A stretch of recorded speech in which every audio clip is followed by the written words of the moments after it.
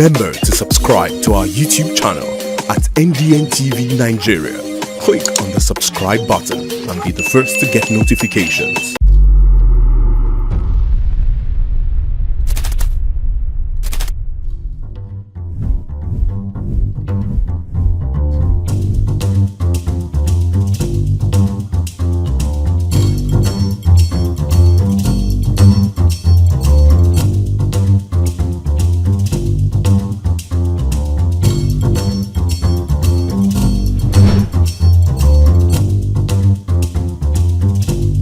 And now, let's join ace broadcaster MAMODE AKUGHA as he takes us inside the Niger Delta.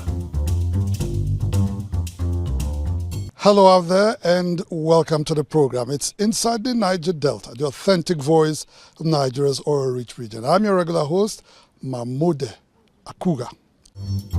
Inside the Niger Delta. Concerned individuals and political observers are calling for a lasting solution in the escalating political atmosphere that has beclouded River State for months unending.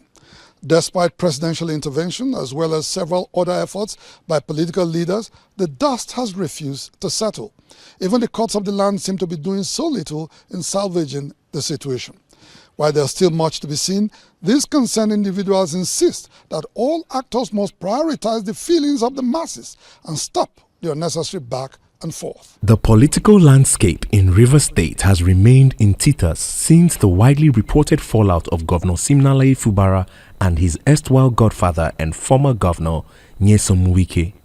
Of utmost concern is the fact that the bone of contention has remained largely in the realm of speculation, as none of the parties involved are speaking out clearly on the real issues behind the political quagmire.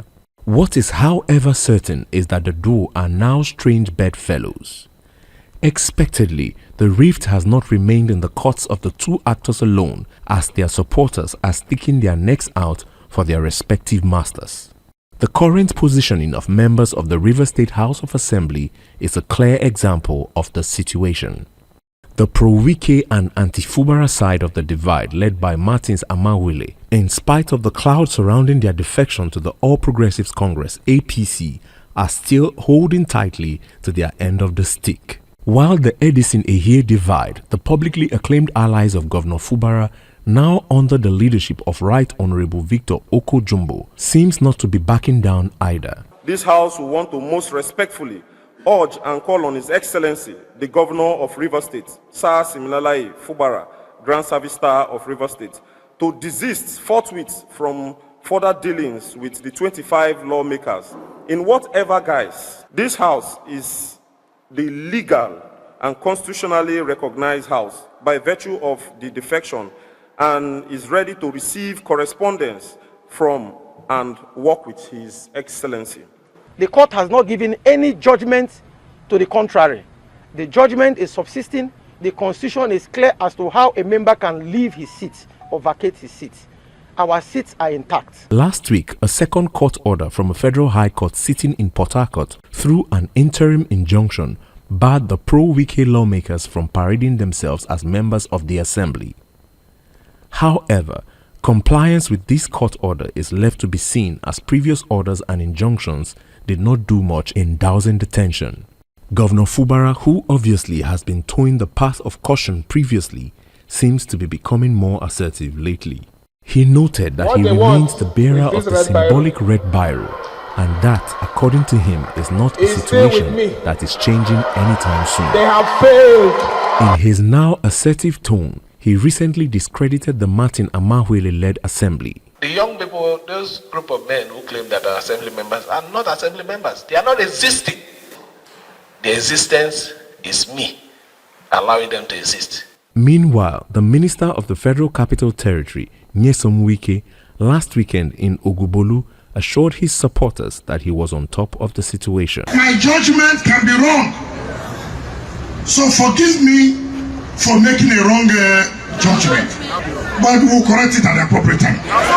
As the masses and electorates watch the escalating situation, despite cautions and interventions by stakeholders and even the president, they are certainly not happy with this scenario and would want the restoration of peace and progress which they bargained for at the polls when they elected Fubara as their governor. Delta, Oborewo Sheriff versus Okowa, no quarrel. Akwa Ibom, the no versus Udom, no quarrel.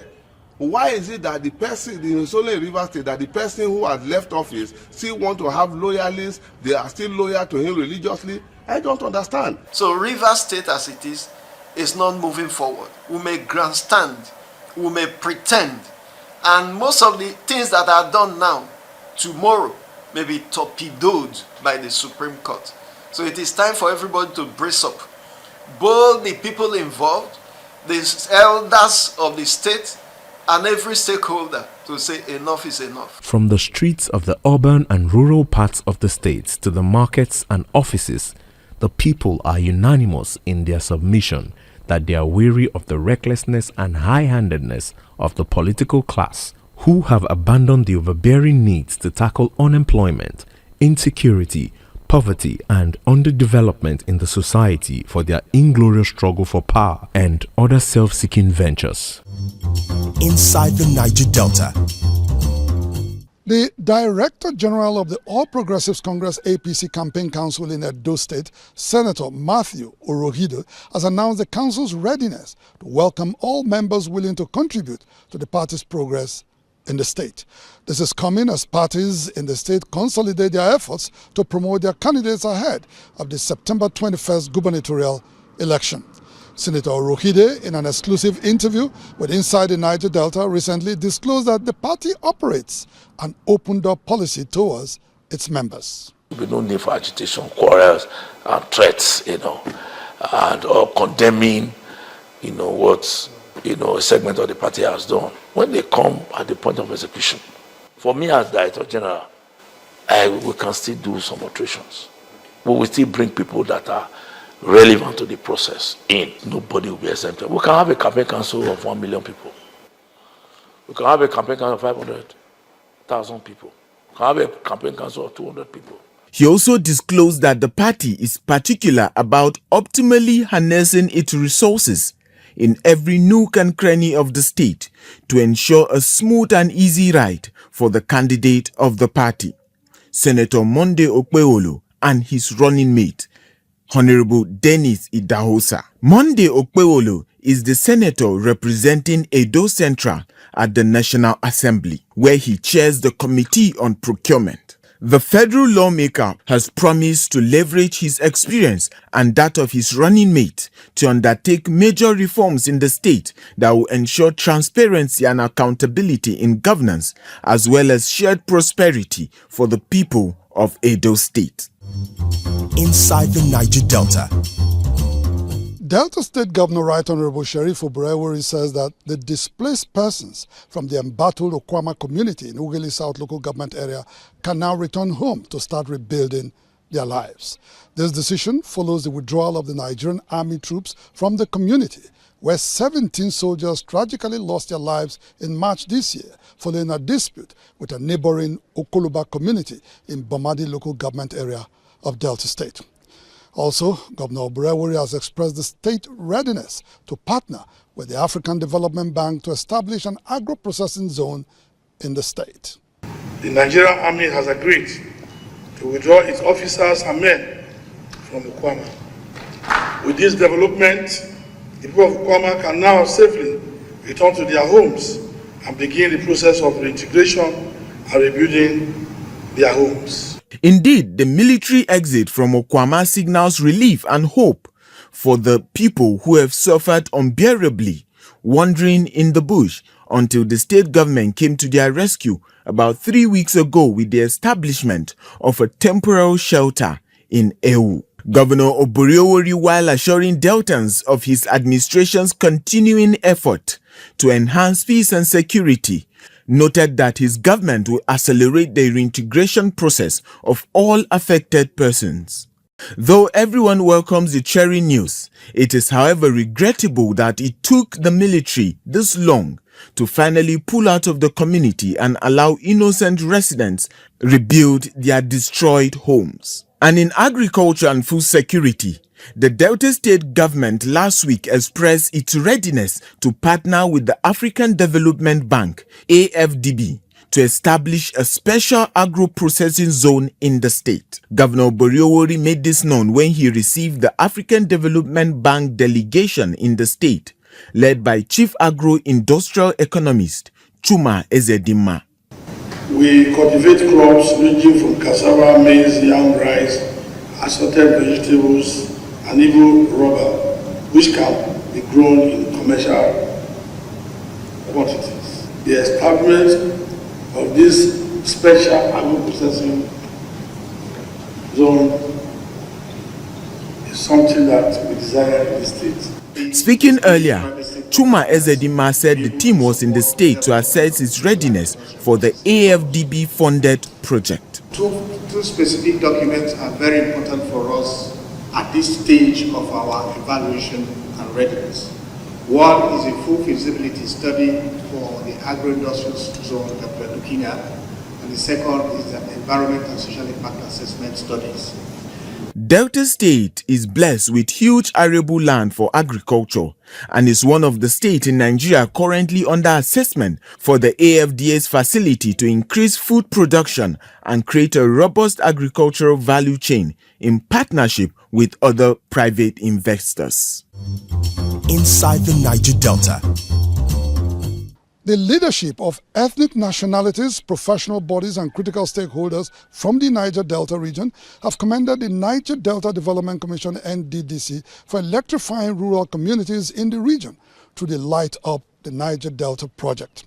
The national chairman of the Pan-Niger Delta Development Forum, PANDEV, Senator Emmanuel Ibokasian, gave the commendation last week when he led members of various groups on a courtesy visit to the Commission's headquarters in Port Harcourt, Rivers State. Last week, the Managing Director of the Niger Delta Development Commission, NDDC, Dr. Samuel Obuku, in company of other top management staff of the Commission, received in audience the leadership of ethnic nationalities, professional bodies and critical stakeholders from the Niger Delta region. The visit aligns with the Commission's pledge to continually engage critical stakeholders with a view of fashioning an integrated development agenda that emphasizes a bottom-up approach to community development in the region. In an address read on behalf of the visiting delegation, Senator Ibok Essien said the leaders were delighted by the efforts of the NDDC to light up communities across the Niger Delta states, a development he noted has helped in fighting criminality in the region. We have observed that the security challenges in the Niger Delta region has really reduced significantly. We encourage the Commission to extend this initiative to all communities and ensure the training of local manpower for the effective maintenance of these facilities and others. Light Up the Niger Delta project is an initiative of the Commission that is providing solar-powered streetlights to several communities in the Niger Delta region.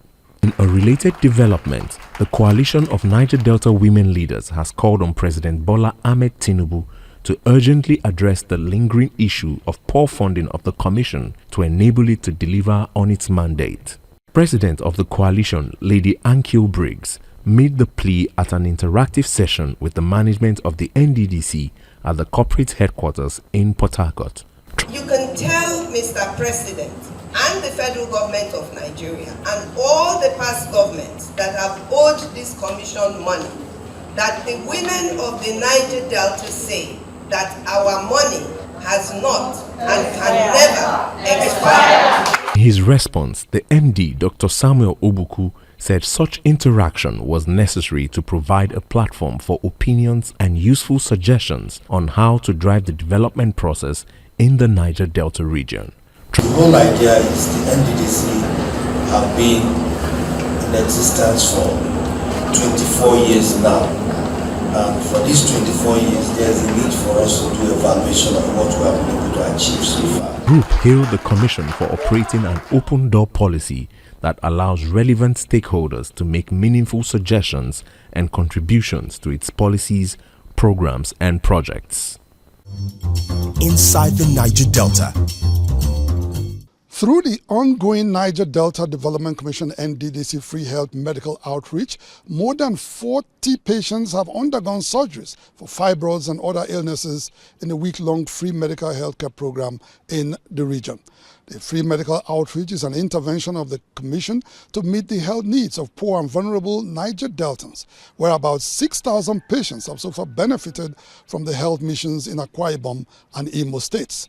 The Director of Education, Health and Social Services, Dr. George Uzowane, made this known recently at the General Hospital O2 Jeremy in Ughelli South local government area of Delta State. Residents of Ughelli South and environs in Delta State last week turned out en masse to take advantage of the Niger Delta Development Commission's free medical outreach at O2 Jeremy General Hospital. The free medical outreach is a signature project of the intervention agency meant to bring health care closer to rural communities in the region. Going round some of the wards and theatres at the General Hospital, beneficiaries of the free surgeries narrated their health situation before the intervention of the Commission. It's more than 4 years, so I went to hospital. And I would say I should pay for 300,000, and the hospital say 400. So I just buy drugs to suppress it. I was not managing the pain like that until I heard about the NDDC free treatment. They are suffering their near for about several years now. I want to tell the company, NDDC, may the Lord Almighty bless them and may they move more and more to do this every year. After the exercise, the Director of Education, Health and Social Services, Dr. George Uzowane, was pleased with the level of success recorded since the revival of the exercise on April 15, 2024 in Akwa Ibom State, as well as the subsequent visit to Imo State. We have, if you look around, we have a team of people who are registering the vulnerable people at the moment, so that when we leave after these short-term interventions, those people will be given cards and they can have access to healthcare in any of the hospitals where they are, in their locality. So that is more sustainable, using the community health insurance financing system. While appreciating the Commission, other beneficiaries of the program also appealed for an extension of time for the outreach to enable more patients benefits from the medical care. The positive impact of the health mission is set to continue across the 9 states of the Niger Delta region. According to a schedule released by the Commission, the next port of call for the medical team is in Otua Sega in Ogbe local government area of Bayelsa State. Inside the Niger Delta. At Home Options, you're welcome to a world of elegance, where every corner whispers sophistication. Step into our showroom and indulge your senses with our timeless designs and craftsmanship, from plush sofas to magnificent dining tables that host lifetime celebrations. Our collections, the hallmark of luxury. Create your haven with exclusive bedroom selections and turn your sanctuary into a realm of refined tranquility. When it comes to bathroom solutions, our stylish fixtures, lavish tubs and showers are crafted for your well-being, transforming your daily routine into a ritual of indulgence. At Home Options, we provide lifestyle solutions. So, visit our showrooms in Lagos and Port Harcourt, because your space deserves to mirror your impeccable taste. Home Options. Live well. Ezekiel Group, oil and gas, dredging, power and air transportation. Ezekiel Group, petroleum product sufficiency, energy sustainability and infrastructure development.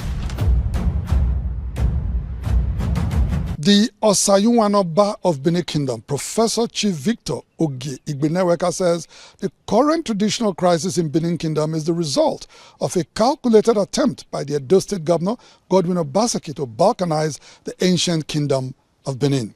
Chief Igbeneweka, a professor of educational planning and administration who spoke to journalists last week at the High Court premises along Saple Road, Benin City, says further that the attempt will fall flat on its face, as the Benin Kingdom cannot be balkanized by anyone, including the state governor. Chief Igbeneweka had joined hundreds of other chiefs, priests and priestesses, women and youth who had besieged the Benin High Court at the resumed hearing of the suit brought by two dukes, otherwise known as Enige, challenging their suspension by His Royal Majesty Omonoba Nedo Ukwu Akpolokpolo Obaiware II. The governor of Edo State, who want to balkanize the Benin Kingdom, he sponsored some chiefs to rebel against the kingdom. Chief Igbeneweka's position on the current traditional crisis in Benin is corroborated by Prince Kingsley Ogiagbe, who also accuses the Edo State governor of being behind the crisis. The governor is behind it. So we all know what happened in 1897, where the whole house in Benin City was burned, except the house of Ogiame and Obaseki. Go back to your history. Benin should go back to the history. History is trying to repeat itself again, but in another dimension. Prince Ogiagbe says the governor is able to use some dukes in the kingdom against the Oba of Benin due to a promise of direct financial remuneration of allowances. All these Enige has placed financial gain above their dignity, above their cultural heritage. In a swift reaction from the Edo State government, Chris Nehikare, Commissioner for Communication and Orientation, in a press release denied any involvement of the state government in the matter.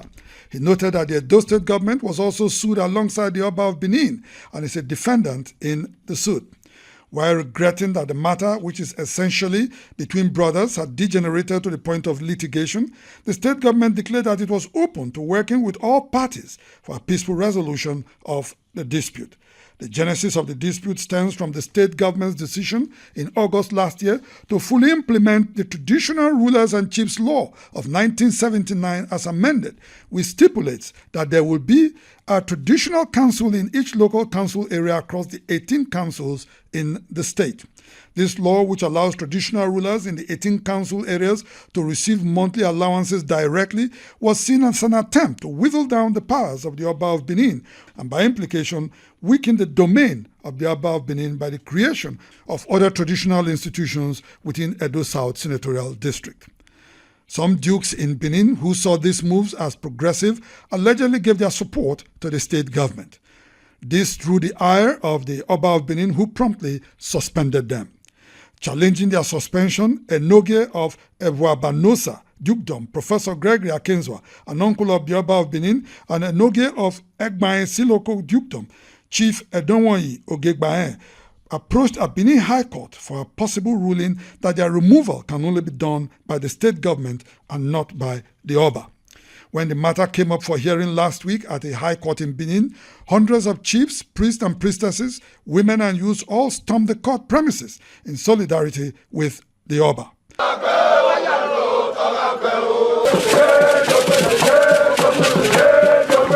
Several Benin people, however, condemned the action of the Enige. It's sacrilegious. It's something that a normal Benin man would not even think of. Even me saying it is like, it's something I cannot even comprehend for Enigis to take their Lord and Master, the owner of the entire Benin Kingdom, to court. All the Enige in this kingdom are appointed from this palace, which I know. So I don't think one should have such problem to the extent of taking my Oba to the court. Presiding judge in the suit, Justice Peter Ahihiero, last Thursday, the 9th of May 2024, granted the first defendant, Oba of Benin's request to include the Benin Traditional Council as third defendant. He, however, adjourned the hearing in the matter to July 15, 2024. Inside the Niger Delta.